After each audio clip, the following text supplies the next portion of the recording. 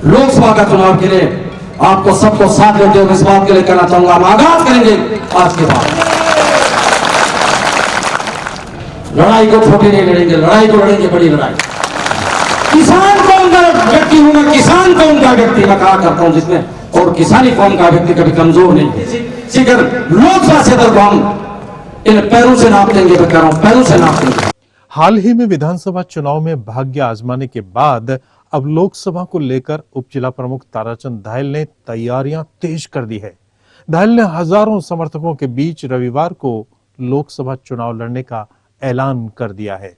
विधानसभा चुनाव को लेकर रॉयल मैरिज गार्डन में आयोजित धन्यवाद आभार कार्यक्रम में दाहिल ने कहा कि 2-3 दिन बाद ग्राम पंचायतों में धन्यवाद कार्यक्रम आयोजित किए जाएंगे। उन्होंने कहा गांव में धन्यवाद कार्यक्रम के बाद सीकर लोकसभा क्षेत्र को पैरों से नाप देंगे। हजारों कार्यकर्ता समर्थकों की मौजूदगी में दाहिल ने कहा कमजोर होने की जरूरत नहीं है, आप लोगों का तन मन चाहिए, बाकी रास्ते खुद तलाश लेंगे। दाहिल ने कहा लोकसभा चुनाव में इस बार नया इतिहास बनेगा।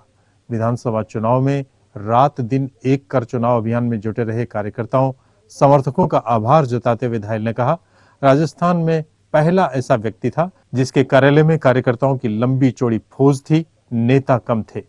दाहिल ने कहा सीकर बकरा मंडी में उन्हें कंधों पर बैठाया था। मतदाताओं में भारी जोश था, लेकिन मतदान के 2 दिन पहले धर्म और जाति का जहर फैलाया गया, जिससे उनके समर्थन में मतदान नहीं हुआ। दाहिल ने सीकर की सड़कों की बदहाली और अन्य समस्याओं को लेकर सभापति और नगर परिषद पर भी निशाना साधा। आपने पूरे चुनाव अभियान में मैं मानता हूं राजस्थान में पहला मैं ऐसा व्यक्ति था जिसके साथ एक लंबी चौड़ी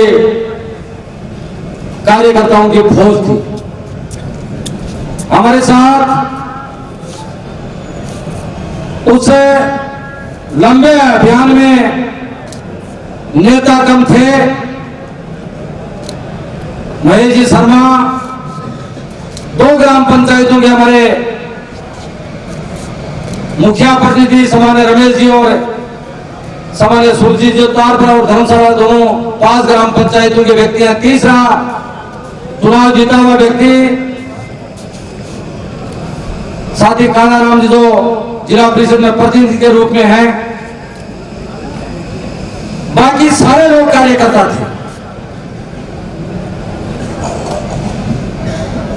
लेकिन साधारण कार्यकर्ताओं के मन में जो जज्बा था, अभी गोदारा जी कह रहे थे, मैं गोदारा जी आपसे निवेदन करना चाहूं, करीबन 2 महीने मैंने तैयारी की थी। छोटे छोटे गांव ढाणियों में मेरी बड़ी सभाएं मेरे इन लोगों ने की। उसके बाद 1 अक्टूबर को मेरी जो रामला मैदान की सभा थी, राजस्थान की ऐतिहासिक सभा, जिसमें हजारों की संख्या में माता शक्ति मुझे आशीर्वाद देने उसे कार्यक्रम में आई थी। बहुत सारे सीकर विधानसभा के वो लोग जिसमें यूथ साथियों की संख्या जबरदस्त थी, उस कार्यक्रम के सब लोग हिस्से बने। उन लोगों ने इस बात का आश्वासन दिया था, प्रयास इस बात का किया था कि अब की बार आप राजस्थान विधानसभा में सीकर विधानसभा के विधायक का चुनाव आप लड़े। टिकट के लिए भी हम लोगों ने प्रयास किया।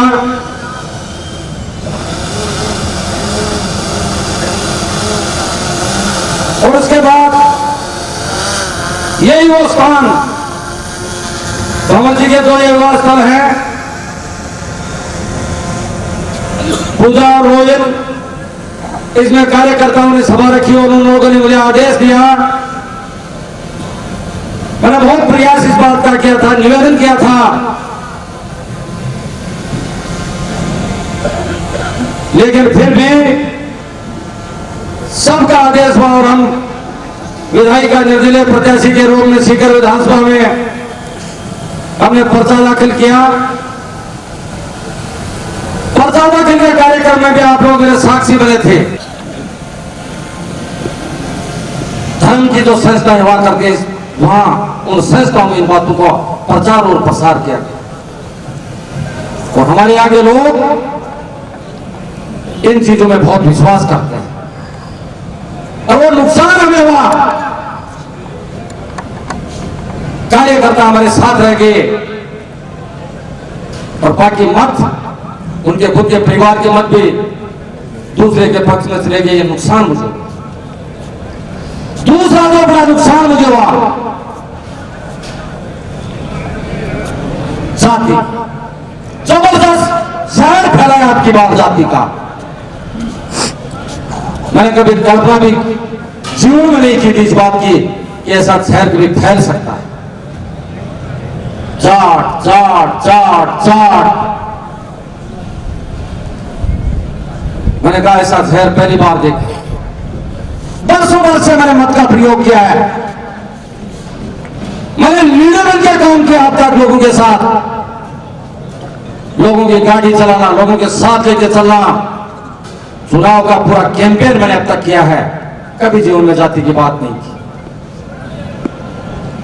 शहर के भोले जिनका मैंने साथ और सहयोग जीवन पर्यंत दिया, जबरदस्त साथ और सहयोग जीवन पर्यंत दिया, जाति में मुझे बांट दिया और वो जहर 3 दिन तक चला। लोगों में जहर भर दिया गया था और वो नुकसान मेरे इन कार्यकर्ताओं का नुकसान हुआ। लेकिन फिर भी कहना चाहूंगा दोस्तों, 41,000 वोट, 65,000 वोट हमारे पास थे, उसमें से 41,000 वोट हमारे पास रहे, बाकी ये शहर की वजह से होता। यदि 65,000 वोट हमारे होते तो चुनाव का रिजल्ट कुछ अलग होता। हम सब बराबर की दौड़ में शामिल होते और चुनाव जीतने की स्थिति में हम होते, ये तय था। इस जातिगत शहर की वजह से पहली बार सीकर के विधानसभा में इस बात का नुकसान हुआ और इस बात का भी कहना चाहूंगा और लगातार मैं इस बात का आगाज भी कर रहा था दोस्तों। हमारा सीकर शहर शिक्षा का हब, शेखावाटी का, सूरवीरों का ये अंचल, हिंदुस्तान में इसको पहचाना जाता है। काम की गुणवत्ता देखिए आप, सड़कें गिर रही हैं क्योंकि मैं पंचायत राज का व्यक्ति, आपकी पंचायत राज का सेकंड मुखिया हूं मैं जिले का।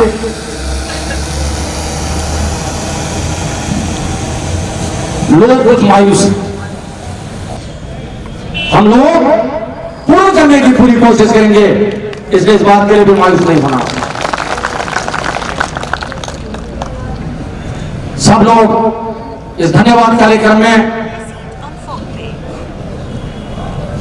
बहुत शांति से लोग भोजन कर रहे हैं, फिर दूसरे फेज के लोग भोजन करेंगे। तमाम लोगों से मेरा इस बात का निवेदन रहेगा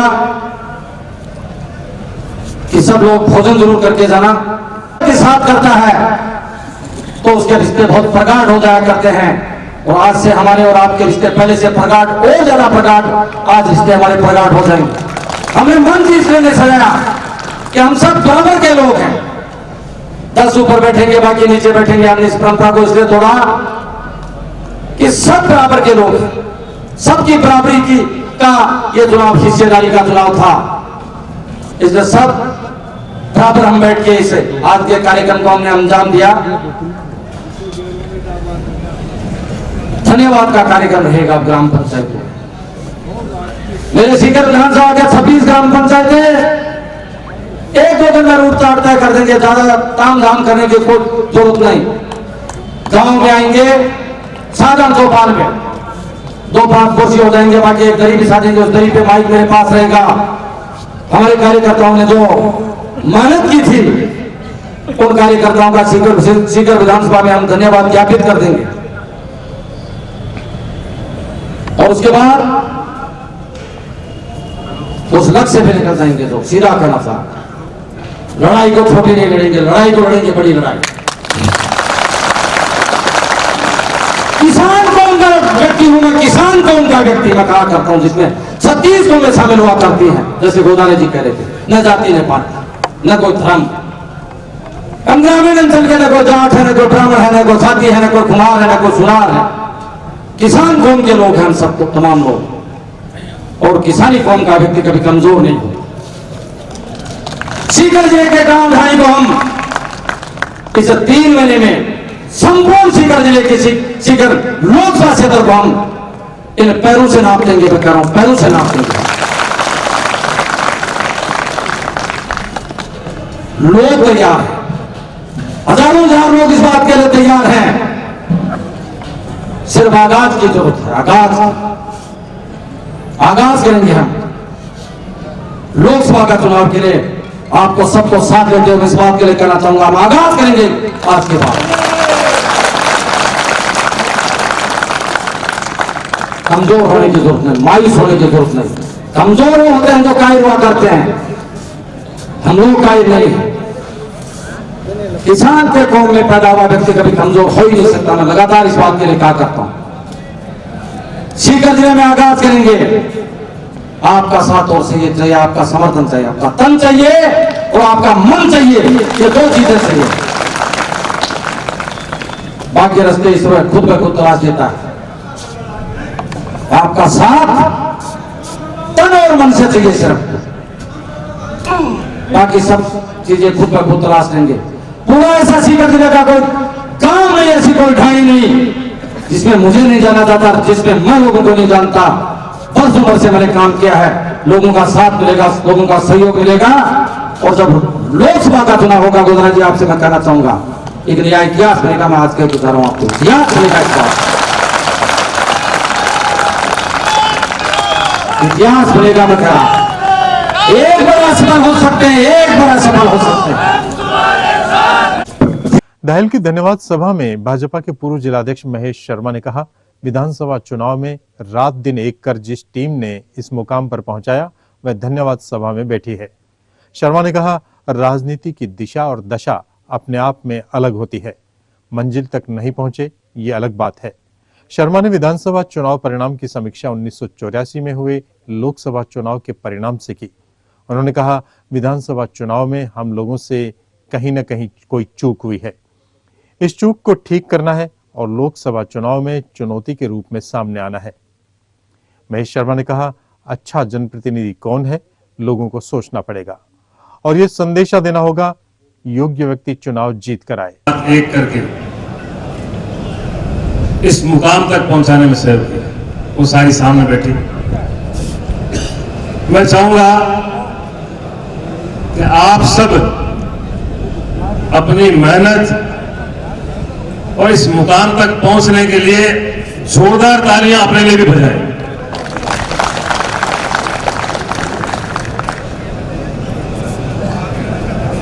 राजनीति की दिशा और दशा अपने आप में अलग होती है। अभी शुरुआत में मैं सुन रहा था, मैं दिनेश जी कह रहे थे कि मैं तो अकेला ही चला जाने में मंजिल, लोग जुड़ते गए, कारवां बनता गया। पर यहां बात ये थी नहीं, यहां ये कारवां तो पहले ही खड़ा था, मंजिल की ओर बढ़ाने के लिए आप सब खड़े थे। ये अलग बात है कि हम मंजिल तक नहीं पहुंचे, लेकिन मैं लंबे समय से राजनीति में हूं, या बहुत पुराने लोग बैठे। 1984 में मैंने एक चुनाव लोकसभा का हमने भी देखा, पूरे लोकसभा क्षेत्र का एक दौरा किया। घनश्याम जी तिवारी ने बीजेपी से चुनाव लड़ा था। उस समय लोकदल से गोपाल सिंह जी भी थे और एक नया बड़ा चेहरा बलराम जाखड़ के रूप में सीकर में आया। वो जब चुनाव परवान पर चढ़ा, मुझे याद है उस समय के मीडिया, बीबीसी तक ने एक संदेश दिया कि क्या पता क्या होगा, और दिल्ली से आने वाले बलराम जी को भी लगा कि परिणाम पता नहीं क्या होगा। इतनी घबराहट उनके दिल में पैदा थी। परिणाम भले ही कुछ आया होगा, पर यह स्थिति मैंने देखी। आपकी ताकत, आपके गांव का जो जज्बा था वो इस तरह का था कि जो जीत कर गए हैं उनके भी धड़कनें तेज हो गई थी, बढ़ गई थी। उनको लगा होगा क्या। चुनाव निश्चित रूप से अपनी दिशा में सही था, लेकिन ये 24 घंटे का जो परिवर्तन क्यों हुआ, ये एक विषय हमें भी बड़ा प्रभावित करता है कि हुआ क्या, कि एकाएक लोगों का मन बदला क्यों, लोग दाएं बाएं गए क्यों। ये परिवर्तन हर जगह दिखाई दिया है। किसी भावना के नाते होगा, या कोई अलग बात लोगों ने लोगों तक पहुंचाई होगी, या कहीं जैसे हमारे शहर में कोई नया वातावरण किस तरह बनाया गया। क्योंकि जिस तरह का सहयोग, जिस तरह की ताकत साथ खड़ी थी, वैसा मत आया। ये वास्तविकता है। ताराचंद जी, यहाँ तो कांग्रेस वाले तो ढूंढते घूम रहे हैं, और बाबा को मेरे पास भेज देंगे, फार्म पे नहीं रखा करूँ, उनको कोई नहीं रखेगा, सुलेमान मुंशी को मेरे लाओ, मैं बता देता हूँ। या उनको कहेंगे भाई तुम्हारी सरकार बनी है, जो पुराने वाले धुएं हैं ना, उनके अंदर कोयला डाल के होम राम राम राम राम बच्चों, कोई मतलब नहीं दूसरी बात होगा, जनता का काम करो। मैं आपको आज ये बात कहने आया हूं, खाने पे आया हूं। आज मेरा कार्यक्रम चंडीगढ़ में था, लेकिन मेरे पास में ताराचंद ने जाके कहा कि आपको आना ही है। मैंने कहा चंडीगढ़ में मेरी कोई बुआ की बेटी बहन नहीं बैठी, मेरे जो कोई भी बैठा है, मेरे सीकर में बैठा है, मैं आप लोगों के बीच में आके अपने आप को धन्य समझता हूं। चंडीगढ़ में हमारा कुछ नहीं है, लेकिन वहां का भी वातावरण बना देता हूं, जयपुर का भी वातावरण बता देता हूं। परसों फार्म हाउस पे बैठे थे, 20-50 आदमी बैठे थे। उन्होंने कहा ये मुख्यमंत्री कहां से लाए? अरे मैंने कहा मैं चूक गया कि क्यों? मैंने कहा कमजोर से कमजोर ढूंढ रहे थे, 2-3 पेड़ी नीचे उतर जाते तो मेरा नाम भी मुख्यमंत्री बता ही था, पता ही नहीं कौन रहा इस देश का। मैंने 27 सितंबर 2010 को धौलपुर और भरतपुर में जाटों के ओबीसी आरक्षण के लिए सभा की। उसमें मैंने 39 मीटिंगें की, और लगातार उस 39 मीटिंगों में 13 दिन तक भरतपुर रहा। और जब मैं वहां गया तो यही भजनलाल जी शर्मा जो मुख्यमंत्री है, ये मेरे साथ में 24 मीटिंगों में लगातार साथ में रहे। मैंने इनसे पूछा, मैंने आरक्षण तो जाटों का ले रहे हैं, आप गुरु आप क्यों सहायता कर रहे हो? उन्होंने कहा तो भरतपुर तो जाटन को है, यहाँ का चुनाव रहा हूं उनको। इसलिए मैं ऐसे प्रोग्राम में जब भी कोई मुझे याद करता है या याद ना भी करे, और मुझे कहीं से भी पता चलता है, तो मैं पहुंचती हूँ। और मेरे हिसाब से जहाँ आज जो अपने सीकर में ये चमकता हुआ सितारा है, मैं ज्यादा लंबा भाषण नहीं दूंगी। ये जो चमकता हुआ सितारा है, इसको आसमान दीजिए, इसको आसमान दीजिए, इसको तोड़ने की कोशिश मत कीजिए। बस बाकी आप सब सारे समझदार हैं, सब अपने हिसाब से फैसला लेते हैं, किसी के कहने से किसी को ज्यादा कोई फर्क पड़ता नहीं है। इसलिए मैं अपने शब्दों को यही विराम देती हूं। दाहिल की धन्यवाद सभा में अन्य वक्ताओं ने कहा, आगाज विधानसभा चुनाव से हुआ है, लोकसभा चुनाव की लड़ाई शुरू कर दी है, रुकेंगे और थकेंगे नहीं, निश्चित ही नया मुकाम हासिल करेंगे। धन्यवाद सभा को राधेश्याम गोदारा, ताराचंद भामू, दिनेश जाखड़, तुलसीराम, मास्टर हरलाल धायल, पूर्व सरपंच पूरणमल शर्मा, मोहम्मद आमीन तंवर, सरपंच रमेश धीवा, जाट महासभा महिला अध्यक्ष संजू गोदारा, कानाराम जाट सहित कई लोगों ने संबोधित किया।